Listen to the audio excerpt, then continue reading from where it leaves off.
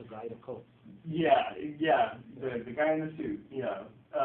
So make sure that wherever you're going, you're wearing the right clothes for the job interview. And if ever there is a way to make an error that is good, it is to make the error of dressing too nice. If you dress very nicely for the job interview, it's okay. If you are wearing a suit and a tie, and the boss man is wearing a t-shirt and blue jeans, that's great. He will be very happy. You can't overdress for a job interview. Okay, so which one of these two is the right thing to wear for a job interview? The second. Good. Yeah, the dress pants, and then which of these guys? The other one. The Yeah, the white guy or the black guy? Which one's wearing the right coat? That's right, the black guy's wearing the right coat. Yeah. He's got the shirt and tie on. Generally, speaking of, especially particularly for men, a lot of times people ask me, well, when do I wear a collared shirt? When do I wear a tie? And when do I need to wear a suit? And in general, you can never go wrong to just do the whole thing for the job interview. But loosely, if the job requires a high school diploma, then you need to wear a tie and a collared shirt. If the job does not require a high school diploma, then just a collared shirt is sufficient. And if the job requires some university study, you need to wear a tie and a jacket and a collared shirt. For women in America, the guide doesn't exist. It's much more loose. Women are given more freedom to wear what they like that looks well. Both of you are dressed well for a job interview, I believe. But for the ladies, which one of these two would be better for a job interview? Yeah, good. The lady in the suit pants. And what about between these two? Yeah, the young lady on the right, exactly. So the important thing is that if you're going to wear a dress, you want to make sure it's at least at the knees or longer. And if you're going to wear, obviously you never wear denim. Jeans, you never wear denim or jeans to a job interview. Ever, never. It's simply not done. And also you don't want to wear, a shirt like that. But if you wear a dress like this, a skirt, that's fine.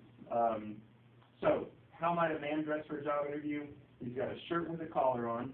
That shirt is tucked in. That's critical in American culture. If you're doing a job interview, your shirt needs to be tucked in. He's wearing a belt.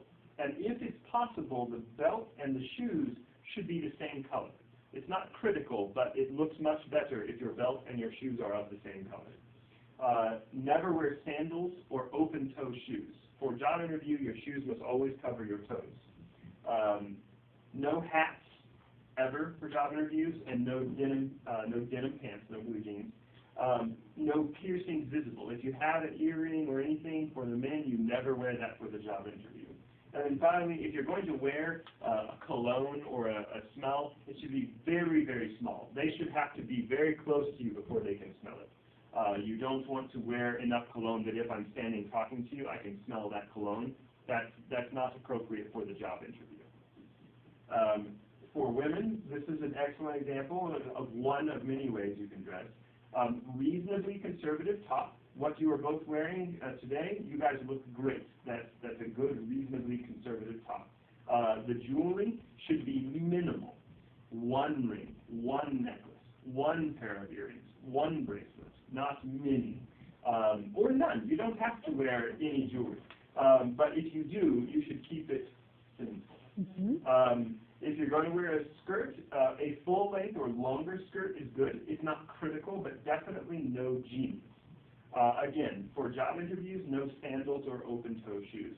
Especially if you're going to work in a factory or a warehouse, you won't even be able to go out for a tour because the government regulations won't permit people that don't have their toes covered to be out in the place for safety. So in this case, for women, like the shoes you both have on would be acceptable for a job interview, but you wouldn't be able to go out and take the tour of the warehouse because of the safety.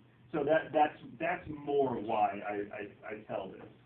Again, perfume, just a little, or none. But if you wear some, just a little. You don't want them to have their eyes watering from just all the perfume. And if you have piercings, especially, and this is less for Africans, it's more for refugees from South Asia, where when a woman becomes married, she gets a gold earring in her nose.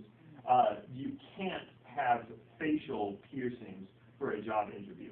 In many of the world's cultures, and you can teach this to a friend, the facial piercing has a certain meaning for marriage or for society, like the status.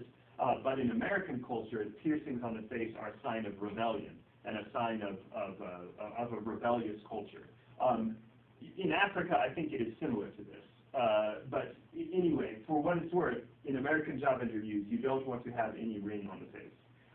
Now, sometimes you will see this ring on the nose for some of the Asian women. It cannot be removed. It's permanent. It's actually like welded there. You can't just take it off. So I recommend that they have it cut and replace it with one that can be removed and taken, or they can put a small Band-Aid over it, like a small Band-Aid just for that day. It can be difficult because in many factories, the government forbids the wearing of any jewelry when you're out on the floor. So that may affect what company someone can work at if they have a permanent earring in their nose or something. So when you get into the job interview, so this refugee, he is meeting this boss man for an interview. You'll notice the boss, he's not wearing nice clothes. He's there to work. He's not dressed up. But this gentleman here, he's dressed very nicely. The two most important things are the good, strong handshake and the eye contact. So as soon as he comes in, he looks at him in the eye and says, "Hello, my name is Joshua." And he says, "Well, hello, Joshua. Welcome to our company." And then he shakes his hand. It's very important to give a firm handshake. In the United States, and this is somewhat unique to American culture, there is a belief that someone who has a firm handshake is trustworthy, is strong, and is reliable. And that's an unusual thing, but especially the older that the boss is, the more he is likely to believe this. So when you shake his hand, it should be not like crush his hand, but much stronger than you are accustomed to in most of the world. So you would never want to give like a little loose handshake when you go in. That's actually considered a sign of weakness and of laziness. And so it's very important that you understand the cultural attachment that comes from these handshakes.